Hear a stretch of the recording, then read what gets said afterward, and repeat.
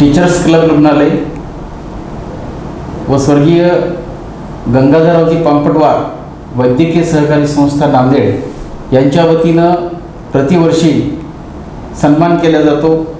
वेगवेगळ्या क्षेत्रात काम करणाऱ्या दिग्गजांना सन्मानित करण्यात येतं। यावर्षीचा पुरस्कार नंदकुमार गादेवार यांना जाहीर झाला आहे आणि त्या औचित्यानं आपण त्यांच्याशी बातचीत करण्यासाठी इथं आलेले आहोत। नंदकुमार गादेवार हे मोठं प्रस्थ आहे। ते पुणे येथे बिल्डर आहेत। त्यांनी अनेक व्यवसायामध्ये काम केलेलं आहे। सामाजिक क्षेत्रामध्ये त्यांचं दातृत्व आहे।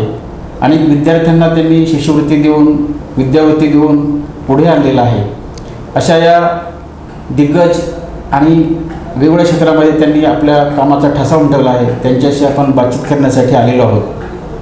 कसं असतं, एखादा माणूस पुढे जातो म्हणजे काय होतो, पुढे जातो त्या जो माणूस पुढे जातो किंवा जो एखाद्या क्षेत्रामध्ये त्याचा नावलौकिक होतो, त्या माणसाचं आयुष्य कसं असेल, त्या माणसाने जीवनामध्ये संघर्ष कसा केला असेल, त्यांचं शिक्षण कसं झालं असेल, त्यांचा परिवार कसा असेल आणि आयुष्य पुढे घडत जात असताना त्यांच्या वाटेमध्ये कसे अडथळे आले आणि त्यांनी त्याला पार करत त्यांनी पुढे कसे गेले, असे अनेक प्रश्न अनेकांच्या मनामध्ये पडलेले असतात। तर आज नंदकुमार गादेवार सर यांच्याशी आपण बोलणार आहोत। ते फार मोठं प्रस्थ आहे। ते पुण्याला अनेक नामांकित संस्थांमध्ये ते काम करतात। आध्यात्मिक कामही त्यांनी केलेलं आहे। त्यांच्याशी आपण आज बातचीत करूया। नमस्कार सर। नमस्कार। आत्ताच आपण म्हटल्याप्रमाणे मला पहिला प्रश्न असा विचारावा वाटेल आपणाला की आपण खरं तर आमच्या जवळचेच आहात। अहमदपूर तालुक्यामध्ये हाडोळती गाव आहे, तिथले आपण आहात। आपलं बालपण तिथंच गेलेलं आहे आणि आपलं प्राथमिक शिक्षण आणि माध्यमिक शिक्षण तिथंच झालेलं आहे। तर आपल्याला व्यवसायाचं बाळकडू घरातूनच मिळालेलं आहे। घरी तुमच्या म्हणजे आधीपासूनच दुकान होतं, किराणा दुकान वगैरे, आणि अशा व्यवसाय क्षेत्रामध्येच आपला जन्म झालेला आहे। बऱ्याचदा कसं होतं की मॅनेजमेंटच्या पदव्या मिळवून देखील लोक अयशस्वी होतात, म्हणजे त्याला फार काही करायची गरज नसते। परंतु ज्याच्या व्यक्तिमत्वामध्ये ज्याचा पिंड हा व्यवस्थापनाचा आहे, तो माणूस आयुष्यामध्ये फार मोठी भरारी घेतो। तशीच आपण भरारी घेतलेली आहे। तर हा आपला भरारीचा प्रवास कसा होता हे आमच्या श्रोत्यांना ऐकायचं आहे। तुम्ही पहिल्यांदा आपलं बालपण, आपलं शिक्षण आणि त्यानंतर तुम्ही कशा पद्धतीने व्यवसायामध्ये पुढे गेलात हे आम्हाला सांगा प्लीज। माझा जन्म हाडोळती येथे आहे आणि हाडोळती येथे जिल्हा परिषद शाळेमध्ये माझं शिक्षण पूर्ण झालेलं आहे आणि माझ्या वडिलांचा व्यवसाय किराणा दुकान होता आणि त्यांच्यासोबतच मी 5वीला असल्यापासून की त्यांच्यासोबत किराणा दुकानामध्ये बसण्यासाठी मदत करायची। आमची परिस्थिती नव्हती त्या काळामध्ये। आम्ही किराणा दुकान करत असताना काही लॉस झाले म्हणून आम्ही किराणा दुकान बंद केलं। हाडोळती यासारख्या ठिकाणी मी त्या ठिकाणी हॉटेल चालवलं। त्यानंतर काही कारणास्तव हॉटेल पण बंद झालं आणि माझे मोठे भाऊ व्यंकटेश गादेवार यांची 10वी झाली आणि 10वीला त्यांनी पास झाल्यानंतर त्यांना ITIला आम्ही लातूर या ठिकाणी त्यांना शिक्षणासाठी ठेवलं। आमची परिस्थिती नव्हती, पण काही समाज बांधवांनी, विशेष म्हणजे ॲडव्होकेट भीमाशंकर गादेवार यांनी आमच्या भावाला त्या ठिकाणी शिकवलं ITIला आणि ते ITI झाले आणि 1980 साली त्यांनी परत पुणे या ठिकाणी किर्लोस्कर कमिन्समध्ये नोकरीला लागले। त्यानंतर माझी 1983ला 10वी झाली। 10वी झाल्यानंतर मला बरेच जण असं म्हणायचे की बाबा आता काय करणार आहेस, आता काय करणार आहेस, कुणाच्या तरी किराणा दुकानात नोकर राहा, कापड दुकानात नोकर राहा। पण आमच्या भावाने सांगितलं की असं नाही करायचं आपण, की तू पुण्याला ये आणि आपण किराणा दुकान टाकू। मी 4 ऑक्टोबर 1984ला त्या ठिकाणी मला भावाने किराणा दुकान टाकून दिलं आणि ते किराणा दुकान जवळजवळ मी 15 वर्षे ते किराणा दुकान चालवलं। त्यानंतर माझ्या लहान भावाच्या ताब्यात ते किराणा दुकान दिलं आणि मी कपड्याचा व्यवसाय त्या ठिकाणी पुणे शहरामध्ये करण्यास सुरुवात केली। मी पुणे शहरामध्ये 1991 ते 97पर्यंत मी दगडूशेठ गणपतीच्या जवळ एक कापड दुकान होतं आणि त्या कापड दुकानामध्ये मी स्वतःचं दुकान घेऊन मी होलसेल कापड दुकान चालू केलं। त्यानंतर वारज्याला मी रिटेल कापड दुकान चालू केलं। मी 7-8 वर्षे कपड्याचा व्यवसाय केला. कपड्याच्या व्यवसायामध्ये सुद्धा उधारीचं प्रमाण खूप राहायचं आणि म्हणून पुन्हा भविष्यात आम्ही विचार करून आम्ही जॉईंट फॅमिली राहतो. आज मी पुणेसारख्या ठिकाणी आम्ही 3-4 भाऊ एकत्र राहतो. एक भाऊ माझा बार्शीला आहे. मग त्या ठिकाणी मी कपड्याचा व्यवसाय बंद करून मी बिल्डर हा व्यवसाय चालू केला. 1997 साली मी बिल्डर व्यवसाय चालू केला. आज मी बिल्डर व्यवसाय करतो आहे. बाणेरसारख्या ठिकाणी माझी आज 250 फ्लॅटची स्कीम त्या ठिकाणी पार्टनरच्या माध्यमातून त्या ठिकाणी झालेली आहे आणि बरेचसे पार्टनर मला नांदेडचे या ठिकाणी लाभले आणि चांगल्या पद्धतीनं या ठिकाणी मी काम करत असताना की माझे गुरु भानुदासजी वट्टमवार यांच्या माध्यमातून मला समाजसेवा करण्याची संधी 1991 साली मला मिळाली आणि मी नगरेश्वर देवालयाच्या माध्यमातून पुणे शहरामध्ये की काम करायला सुरुवात केलं आणि त्या ठिकाणी मी नगरेश्वर मंदिराच्या सभागृहाचं बांधकाम 3000 स्क्वेअर फुटाचं बांधकाम मी त्या ठिकाणी केलं. त्या ठिकाणी मला सेक्रेटरी म्हणून त्या पदावर त्या ठिकाणी घेतलं. त्यावेळेला मी तिथं चांगली कामगिरी केली म्हणून मी 1999 साली महाराष्ट्र आर्यवैश्य महासभेचा सभासद झालेला होतो आणि महाराष्ट्र आर्यवैश्य महासभेची सर्वसाधारण सभा होती आणि त्या सर्वसाधारण सभेमध्ये मी या नांदेड शहरात आलो असताना या ठिकाणी मला समाजाने उपाध्यक्ष म्हणून काम करण्याची संधी दिली. त्यावेळेला डॉक्टर DR मुखेडकर अध्यक्ष होते, मी उपाध्यक्ष होतो. पण त्यांच्या माध्यमातून काम बरंचसं काही करण्याचे प्रयत्न केलो पण कुठेही यश आलं नाही आहे. मग त्यानंतर एकनाथराव मामडे अध्यक्ष झाले महासभेचे आणि त्यानंतर मग मला संधी मिळाली आणि मी महासभेचा अध्यक्ष झालो. गेले 12 वर्ष झालं मी महासभेचा अध्यक्ष आहे आणि मी अध्यक्ष झाल्यानंतर या महासभेला की कुठलीही संस्था कुठलीही काही असेल तर ती पैशाशिवाय किंवा इन्कमशिवाय चालत नाही हे एक मनामध्ये ध्येय ठेवलं आणि महाराष्ट्र आर्यवैश्य महासभेला उत्पन्न करून देण्याचं साधन मी या ठिकाणी या नांदेड शहरामध्ये आज 35-36 स्क्वेअर फुटाचं सभागृह बांधून की महाराष्ट्र आर्यवैश्य महासभेला उत्पन्न करून दिलं. त्या उत्पन्नाच्या माध्यमातून समाजाची उन्नती करू शकतो, समाज कार्यासाठी पैसे यूज करू शकतो आणि म्हणून कुठल्याही संस्थेला काय असतं आपण एखाद्या संस्थेला आपण डोनेशन मागतो, देणगी मागतो पण प्रत्येक व्यक्ती देणगी देणारा हा प्रत्येक वेळेसच आपल्याला देतो असं कदाचित होऊ शकत नाही आणि म्हणून जे पदाधिकारी असतात त्यांच्यावरच बर्डन येतं किंवा यावेळेस तू दे त्यावेळेस तू दे. प्रत्येक वेळेस आम्हाला महासभेला जेवणसुद्धा करायचं असेल तर बाबा तू दे असं म्हणायची वेळ होती आणि आज या महासभेला वर्षाला 50 लाख रुपयाचं उत्पन्न या नांदेड शहरात झाले आणि हे 50 लाख उत्पन्न हे पूर्ण महाराष्ट्रातील समाज बांधवाला त्याचा फायदा आहे. त्याचा फायदा असा आहे की आम्ही आज महाराष्ट्र आर्यवैश्य महासभेच्या माध्यमातून आम्ही जिल्हा कार्यकारिणी करतोय, तालुका कार्यकारिणी करतोय की महाराष्ट्र आर्यवैश्य महासभा काय करते हे समाजामध्ये तळगाळापर्यंत माहिती द्यायची आणि महाराष्ट्र आर्यवैश्य महासभेच्या माध्यमातून आणि मी काशी अन्न सत्रमचा उपाध्यक्ष आहे. काशी अन्न सत्रम ही संस्था आंध्र प्रदेशमध्ये आहे. ती काशी, तिरुपती, वाराणसी आणि शिर्डी या ठिकाणी 5 स्टार हॉटेलसारख्या धर्मशाळा त्या ठिकाणी आहेत. त्यांच्या माध्यमातून मी महाराष्ट्रातल्या विद्यार्थ्यांना आमच्या समाजाच्या की शिक्षणासाठी आत्तापर्यंत 2.5 कोटी रुपये मी या ठिकाणी दिलेले आहेत आणि ते 2.5 कोटी रुपये आम्ही देत असताना त्याची परिस्थिती पाहून त्याला शिक्षणासाठी आम्ही 4 वर्षे देतो पण ते रिफंडेबल आहेत की त्यांनी सर्व्हिसला लागल्यानंतर आम्हाला बिनव्याजी परत 10% पगाराच्या करून आमचे पैसे आम्हाला फेडायचे असतात जेणेकरून आम्ही दुसऱ्यांना पण परत देऊ. आणि काशी अन्न सत्रमनं आम्हाला तिरुपती या ठिकाणी 18 करोड रुपयाची 1 एकर जागा आत्ताच विनामूल्य दिलेली आहे आणि त्या ठिकाणी आम्ही महाराष्ट्र भवन उभा करण्याचा संकल्प आम्ही हाती घेतलेला आहे. आमच्या महासभेचे पदाधिकारी माझे सहकारी सेक्रेटरी गोविंदजी बिडवई यांचं फार मोलाचं सहकार्य या ठिकाणी असतं. कागदोपत्री प्रत्येक संस्था ही कशी चांगली असावी, चेंज ऑफ रिपोर्ट कसा असावा, प्रत्येक गोष्ट ऑडिट कसा असावं, काय असावं हे त्यांनी आम्हाला खूप शिकवलं. ते प्रशासकीय कामात असल्यामुळं त्यांनी अतिशय आज आमची महासभा सक्षम झालेली आहे की कुठल्याही समाज बांधवाला आम्ही मदत करायला कधीही तयार असतो. उद्या आमचा बीड जिल्ह्यातर्फे त्या ठिकाणी कार्यक्रम आहे. आमच्या समाजातील जे गोरगरीब महिला असतील, पुरुष असतील, जे कोणी कुणाला आईवडील नसतील अशा महिलांना आम्ही शिलाई मशीन, पिठाची गिरणी हे देऊन आम्ही हा कार्यक्रम त्या ठिकाणी करणार आहोत. आज बीड जिल्ह्यातील 15 महिलांना त्या ठिकाणी आम्ही देत आहोत. पण असंच आम्ही पूर्ण जिल्ह्यामध्ये या जिल्हा कार्यकारिणीच्या माध्यमातून आम्ही प्रत्येक समाजाला की समाज आपल्यासोबत आला पाहिजे, आपल्यासोबत राहायला पाहिजे, आपल्यासारखाच राहायला पाहिजे या ध्येयानं आम्ही काम करतो. राजकारणामध्ये किती ऑफर आल्या तरी मी कधी राजकारणाचा लोभ कधी धरलेला नाही आहे.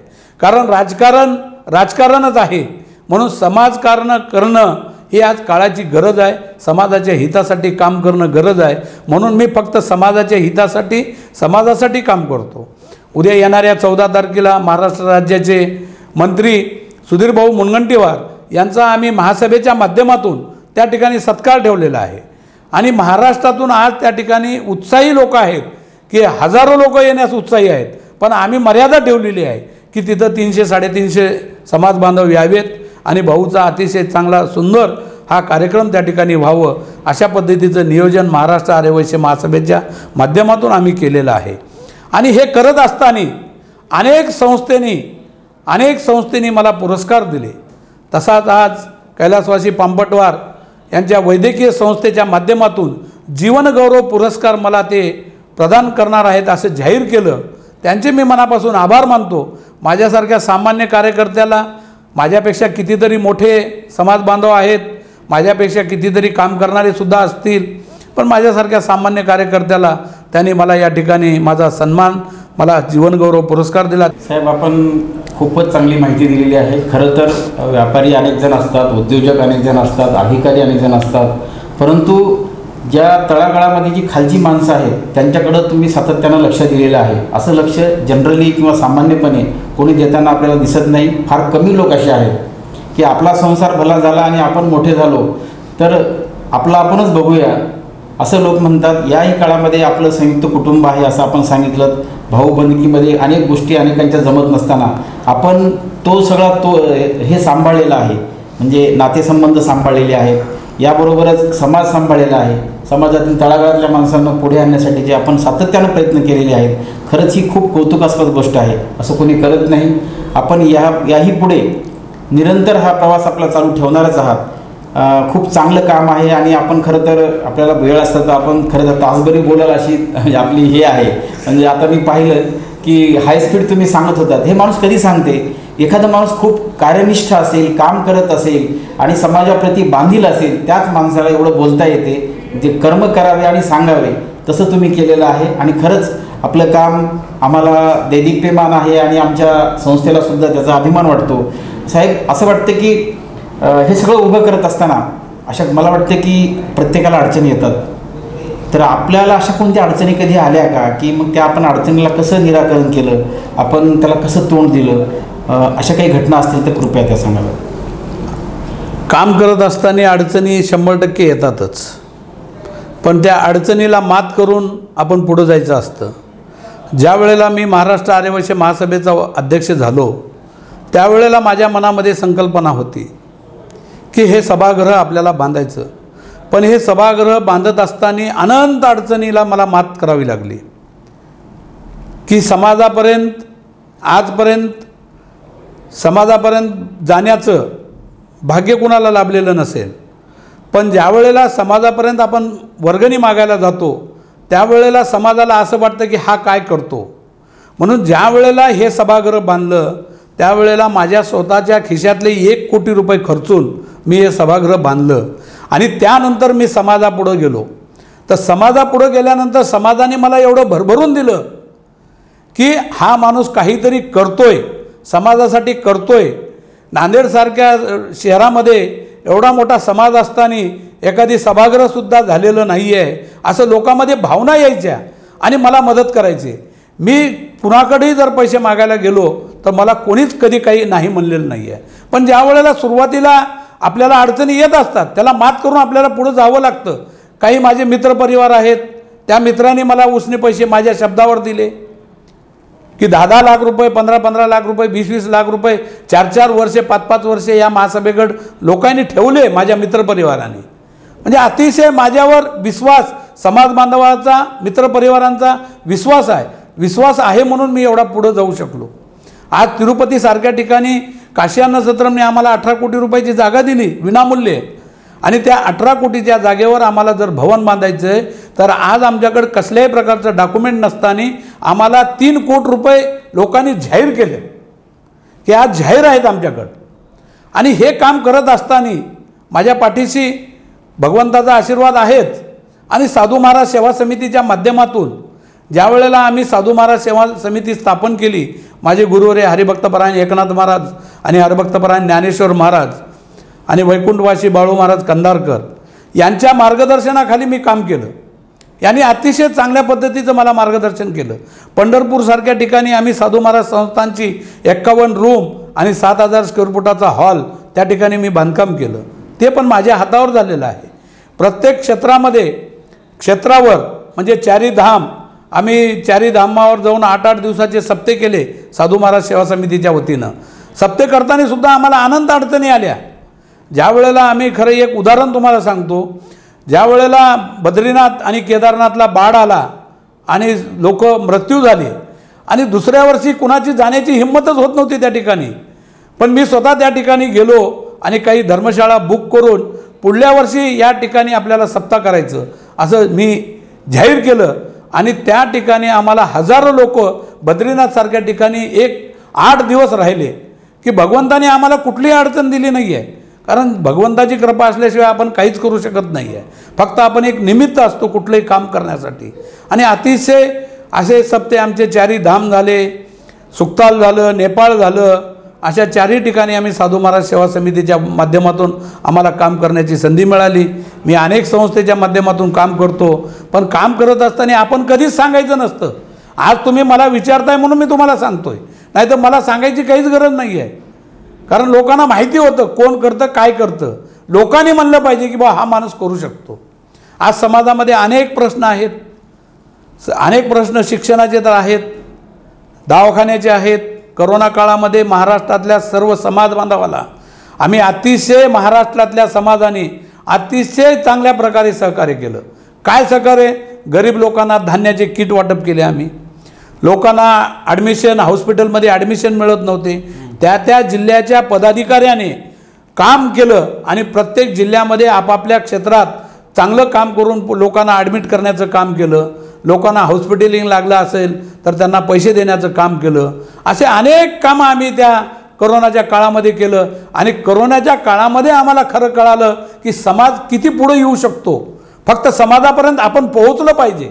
आपण फक्त म्हणत असतो समाज मदत करत नाही, पण आपण त्यापर्यंत जर पोहोचलं तर समाज अतिशय चांगल्या पद्धतीनं काम करतो आणि समाजाला दिशा दिली तर अतिशय चांगलं काम समाज करतंय. आणि म्हणूनच समाजाच्या जीवावर आम्ही काम करतो. आम्ही वैयक्तिक काही सगळे पैसे खर्चून आम्ही काम करत नाही आहे. समाजाच्या जीवावर काम करतो. समाज पैसे देतो म्हणून आम्ही काम करतो. आणि समाज जर कुठंच नाही दिलं तर काहीच करू शकत नाही. म्हणून समाजाच्या नेतृत्वावरच आम्ही समाजाचं नेतृत्व करतो. पण त्यांनी दिलेल्या पैशाचा उपयोग हे चांगल्या कामासाठी लावण्याचं काम हे आमच्या कार्यकारिणीनं केलेलं आहे. बांधकाम समिती असेल, महाराष्ट्र आर्यवैश्य महासभा असेल, आमची सल्लागार समिती असेल, आम्ही इथं कन्यका परमेश्वरीचं महाराष्ट्रामध्ये स्वतंत्र पहिलं मंदिर आम्ही या ठिकाणी कन्यका परमेश्वरीचं बांधलं. कन्यका परमेश्वरी म्हणजे आमचे कुलदैवतच आहे. आणि त्या देवीचं आम्ही या ठिकाणी मंदिर बांधलं की जेणेकरून सगळ्यांना त्याचा दर्शनाचा लाभ मिळतो. आणि आमचं मंगल कार्यालय आम्ही कमी किमतीमध्ये जास्त सुविधा देण्याचं काम आम्ही या ठिकाणी करत आहोत. अशा पद्धतीचं आम्ही या ठिकाणी काम करतोय. खूप चांगलं. आपण खरं तर अनेक क्षेत्रात काम केलं आहे. म्हणजे नुसतं सोशल वर्क म्हटल्यानंतर आपण एकच चाकोरी गृहीत धरतो, पण तशी चाकोरी न गृहीत धरता आरोग्यामध्येही आपण काम केलेलं सांगितलं आहे. कोरोनासारखा अतिशय भयंकर असा प्रकोप असताना त्यावेळेस अक्षरशः हॉस्पिटल मिळत नव्हते, इंजेक्शन्स मिळत नव्हते. अशा काळामध्ये आपण जे नेटवर्क स्थापन केलं जिल्ह्यावरचं आणि त्या ठिकाणी लोकांना प्रोत्साहित करून की त्या ठिकाणी जा, बघा पुण्याला काय झालं आहे, तर ही खूप मोठी कामगिरी होती साहेब. आपल्या हातून हे काम घडलेलं आहे. खरंच आम्हाला सगळ्यांना अभिमान वाटतो. तर आपण वेळोवेळी अनेक माध्यमातून सहकार्य केलेलं आहे. म्हणजे उद्योगासाठी सहकार्य असेल, शिक्षणासाठी सहकार्य असेल, नोकरीसाठी कुणाला काही मदत लागत असेल तर तसं सहकार्य असेल, तर हे आपण कसं सगळं उभं केलं? सर, नोकरीच्या माध्यमातून जर विचार करायचा असेल तर आमच्या समाजाचे इंजिनियर होऊन पुण्यासारख्या ठिकाणी यायचे आणि त्यांना वन भटकावं लागायचं. मी आजच नाही आहे तर ITI करून आलेले समाजबांधव असतील, त्या समाजबांधवाला बजाज टेम्पोमध्ये, बजाज ऑटोमध्ये, तिथं पर्सनल मॅनेजर माझ्या ओळखीचे होते बजाज टेम्पोला एका काळामध्ये. जवळजवळ माझ्या अंदाजाने ती 1990ची गोष्ट असेल. त्यावेळेलासुद्धा मी कितीतरी आमच्या समाजबांधवाला किंवा आमच्या गावातील सर्व समाजबांधवाच्या विद्यार्थ्यांना की नोकरीला त्या ठिकाणी मी लावलं. अतिशय आज बी ते माझं नाव घेतात, कारण त्या बजाज टेम्पोला पाटील म्हणून माझे मॅनेजर ओळखीचे होते. त्यांना डायरेक्ट इंटरव्ह्यूला पाठवलं की ते ताबडतोब माझं नाव घेतलं की मला त्यांना लगेच डायरेक्ट कामालाच रुजू करून घ्यायचे. सिंहगड कॉलेजमध्ये असेच आमच्या समाजाचे एक नीलपवार सर म्हणून डीन होते. त्या ठिकाणी मी आमच्या समाजाच्या विद्यार्थ्याला एका ग्रंथपाल म्हणून लावायचं, त्यांच्याकडे घेऊन गेलो आणि त्यांनी नवले सराकडे नेलं. नवले सरांनी त्यांना ताबडतोब जॉईनिंग दिली ताबडतोब. म्हणजे अशा पद्धतीचं इंजिनियर झालेले मुलं. आमच्या समाजाचा एक संजय पेकम म्हणून अमेरिकेला होता, तो भारतात आल्यानंतर कोकणीजंटला डायरेक्टर म्हणून होता आणि त्याच्या माध्यमातून आम्ही पुणे शहरामध्ये ज्या विद्यार्थ्यांचं एक क्लास घ्यायचो आणि इंटरव्ह्यू कशा पद्धतीची द्यायची, इंटरव्ह्यूला काय प्रश्न विचारतात काय नाही ह्याचे आम्ही त्यांना लेक्चर करायचं. आणि त्या लेक्चरच्या माध्यमातून, त्या संजय पेकमच्या माध्यमातून मी कमीत कमी आमच्या समाजाच्या इंजिनियरला 200 इंजिनियरला त्या ठिकाणी नोकरीला लावलं असेल. असं अनेक कामं आम्ही त्या ठिकाणी केलेले आहेत आणि करत आहोत. आज बी करतो आहे आम्ही. आज बी आम्ही नांदेड शहरामध्ये महाराष्ट्र आर्यवैश्य महासभेच्या माध्यमातून आमचे मुगुटकर सर म्हणून आहेत वसमतचे, त्यांच्या माध्यमातून नोकरीविषयक मेळावा परवाच आम्ही नांदेड येथे घेतला. त्या ठिकाणी 300 मुलं इंटरव्ह्यूला आले होते. 18 कंपन्या आल्या होत्या. काही SBI बँका आलत्या, ICICI बँक आलत्या, काही कंपन्या आलत्या, महिंद्रा कंपनी आलती. अशा 300 विद्यार्थ्याचे त्या ठिकाणी जवळजवळ 200 लोकांची इंटरव्ह्यू झाली आणि त्या एकाच दिवशी 50 विद्यार्थ्याला जॉईनिंग लेटर दिलं त्या ठिकाणी. म्हणजे अशा पद्धतीचं आम्ही सगळ्या क्षेत्रामध्ये की समाजाचंच काम करतो असं नाही, समाजाच्या बाहेरच्या लोकांना सुद्धा आम्ही मदत करतो. की समाजाच्या बाहेरच्या लोकांना काही गरीब असतील त्यांनाही आम्ही कोरोना काळामध्ये धान्य किट वाटप केलेले आहेत. आम्ही शिक्षणासाठी कधी मदत लागली तर आम्ही इंडिव्हिज्युअल आमच्याकडून देत असतो. आम्ही महाराष्ट्रामध्ये काही समाज बांधव आहेत की बाबा तू 10,000 दे, मी 20,000 देतो, 25,000 देतो. एखाद्या विद्यार्थ्याची आपण फी उचलू त्याची परिस्थिती नाही आहे. असे खूप काही आम्ही त्या ठिकाणी केलेलं आहे. पंढरपूर या ठिकाणी आमच्या समाजाचे 3 दुकानं जळाले होते. त्यांची परिस्थिती नव्हती. त्यांना आम्ही अशोक मुरकेवारच्या माध्यमातून, आज ते नाही आहेत त्याचं दुःख वाटतं आहे आम्हाला, पण त्यांच्या माध्यमातून आम्ही त्या समाजाला 2 लाख रुपये देऊन त्यांना स्टँड केलं. म्हणजे असं की कुणालाही आम्ही खाली पडू देत नाही. समाजाच्या व्यक्तीला वर आणण्याचं काम आमच्या माध्यमातून आम्ही करत असतो. धन्यवाद सर. खरंच खूपच म्हणजे वाखाणण्याजोग्या गोष्टी आहेत ह्या. कारण आता त्यांनी जी उदाहरणं दिली की आपण बऱ्याचदा काय करतो, एखाद्याचं काही नुकसान झालं तर आपण त्याचं सांत्वन करतो की जाऊ दे काही होत नाही, भरून निघेल वगैरे. परंतु त्या माणसाला आधार गरज असते ती त्याला डायरेक्ट काहीतरी मदत करण्याची, आर्थिक त्याला मदत देण्याची. तर तसं काम तुम्ही केले म्हणजे हे काम कन्स्ट्रक्टिव्ह काम आहे आणि अशा पद्धतीची काम करणारी माणसं खूप कमी आहेत आणि आपण ते काम केलं आहे. या कामाबरोबरच आपले काही असे छंद असतील, एखादा काही म्हणजे गाण्याचा छंद असेल किंवा चित्रकलेचा असेल किंवा अजून कोणता एखादा असा कोणता छंद आहे का, खेळाचा म्हणा किंवा असा काही छंद तुम्ही कोणता जोपासलाय का हा समाजसेवेचा छंद? मला कबड्डी खेळण्याचा छंद होता, कारण शाळेमध्ये असताना आम्ही जास्त कबड्डी खेळायचो. पण काळानुसार, परिस्थितीनुसार आपण त्या मार्गाकडे जाऊ शकत नव्हतो की कारण पहिलं आपली परिस्थिती चांगली पाहिजे. कारण कुठल्याही मार्गात जर जायचं असेल तर आपली परिस्थिती पाहिजे आणि परिस्थितीमुळं आम्ही जाऊ शकत नव्हतो. कारण आम्हाला व्यापार फार महत्त्वाचा होता, स्वतःची उपजीविका भागवणं हे फार महत्त्वाचं होतं. म्हणून आम्ही 5 भाऊ कुटुंब एकत्र आज राहतोय की आज माझ्या मोठ्या भावाच्या लग्नाला जवळजवळ 31 वर्षे 32 वर्षे झालेले आहेत, 35 वर्षे झालेले आहेत. माझ्या लग्नाला 31 वर्षे झालेली आहेत. आमचे सगळे मुलं मुली एकत्र राहण्याचं आम्ही हे करतो. म्हणजे हे फक्त की आपल्या परिस्थितीला सांभाळून आपण वर आलो. परमेश्वराने आपल्याला वर आणलेलं आहे आणि परमेश्वरानं आपल्याला कुठंच कमी केलेलं नाही. म्हणून आम्ही सगळे एकत्र राहतो, एका जीवानं राहतो आहे. कारण कसं आहे की हे सगळं दिलं असताना माणसामध्ये भेदभाव येत असतात. भेदभाव आम्ही कधीच येऊ दिले नाही आहेत, की आम्ही समाजाला सांगतो जे आपण केलं ते दुसरं करतात. म्हणून आम्ही कधीही समाजाला सांगत असतो एकत्र राहणं, एक कुटुंब राहणं हे सगळ्या समाजासाठी हिताचं आहे. आज वैयक्तिक जस्तनी झाले, 2 नवरा बायको 2 मुलं, आपला आपण स्वतंत्र म्हणतो. कोणी आईवडिलाला सांभाळायला तयार नाहीत. आईवडिलाला तर आईवडील हे परमेश्वर आहेत. तुम्ही कितीही परमेश्वराचं काही करा, पण आईवडिलाला सांभाळलं नाही तर तो परमेश्वर तुमच्याकडे बघणारच नाही आहे. आणि पहिलं आईवडिलाला सांभाळा. आम्ही आईवडिलाला सांभाळलं, आमच्या पूर्ण फॅमिलीला सांभाळतो आहे आणि आम्ही आमचं काम करतो आहे. आणि हे करत असताना समाजामध्ये सगळ्यात महत्त्वाचं म्हणजे समाजानं मला काम करण्याची संधी दिली. आणि म्हणून मी कुठल्याही क्षेत्रामध्ये न जाता फक्त समाज क्षेत्र मर्यादित ठेवलं आणि म्हणून मी फक्त समाजाचंच काम करतो. समाजाशिवाय मी दुसरं कुठल्याही संस्थेचं किंवा कुठल्याही राजकीय काम मी कधीही करत नाही. आम्ही महाराष्ट्रामध्ये सर्व समाजाचं एकत्रीकरण आणि जिल्हाकरण, तालुकाकरण आणि गाव पातळीला जाण्याचं भाग्य आम्हाला सुधीर भाऊच्या माध्यमातून लाभले. वेळोवेळी आम्हाला सुधीर भाऊ मार्गदर्शन करत असतात. आणि खरंच भाऊसारखा व्यक्ती या महाराष्ट्रामध्ये तरी नाही असं मी बऱ्याच आमदाराच्या तोंडातून ऐकलेलं आहे. आणि म्हणून असे आम्हाला भाग्य सुधीर भाऊसारखं व्यक्तिमत्व आमच्या समाजाला लाभलेलं आहे. त्यांचंही मी मनापासून खरंच मी आभारी मानतो. कारण त्यांनी अतिशय आम्हाला मार्गदर्शन तर केलंच, पण समाजाच्या हितासाठी बदल्या असतील, काही अडचणी असतील, कुणाच्या काही अनेक अडचणी असतात, त्या अडचणीला मात करण्यासाठी त्यांनी धावून आले आमच्याकडं आणि धावून येऊन आमच्यासाठी कामं केले.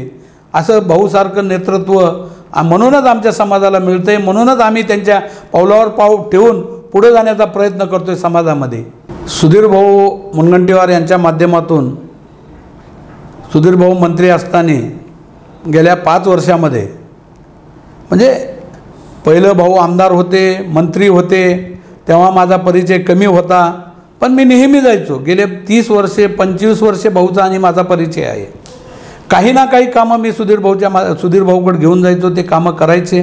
पण ज्या वेळेला मंत्री होते त्यावेळेला अनेक लोकांच्या बदल्या, की कुणाचाही चहा न पिता की मी स्वतः मुंबईला जाऊन आमच्या समाजाच्याच नाही इतर समाज बांधवाच्या सुद्धा बदल्या असतील, काही अडचणीचे कामं असतील, तर ते अडचणीचे कामं आम्ही सुधीर भाऊच्या माध्यमातून केलेली आहेत. आम्हाला या ठिकाणी सुधीर भाऊनं सोलार सिस्टीमवर बसून दिली, आमच्या देवीला चांदीचे दागिने दिले. म्हणजे सुधीर भाऊचं आम्हाला महाराष्ट्र आर्यवैश्य महासभेला एक वरद हस्त आहे. माझं या ठिकाणी मी एवढं काम करत असताना अनेक पुरस्कार मिळाले, पण त्यामध्ये मला आज कैलासवासी गंगाधरराव पंपटवार यांच्या स्मरणार्थ या वैद्यकीय संस्थेनं मला हा पुरस्कार दिला. त्याबद्दल मी त्यांचे मनापासून धन्यवाद देतो. या निमित्तानं आपली भेट झाली आणि आपण खूपच, खरं तर आम्हाला हे काही माहीत नव्हतं फारसं. म्हणजे माणसं किती काम करतात आणि किती काम करता येऊ शकते हे आम्ही पाहिलं. म्हणजे आम्हाला सुद्धा तुमच्याकडून खरं तर प्रेरणा मिळाली की आम्ही जिथं आहोत तिथं आम्हाला काय काय काम करता येईल. अशा पद्धतीनं आपण सगळे जे प्रेक्षक आहोत तर आपण सुद्धा साहेबांकडून अशी प्रेरणा घ्यावी. आज आपण अशा एका महनीय व्यक्तीला भेटलो आहोत. खरंच आम्हालाही आपणास भेटून आनंद झालेला आहे. निश्चितच आपलं व्यक्तिमत्व सर्वांसाठीच प्रेरणादायी असणार आहे.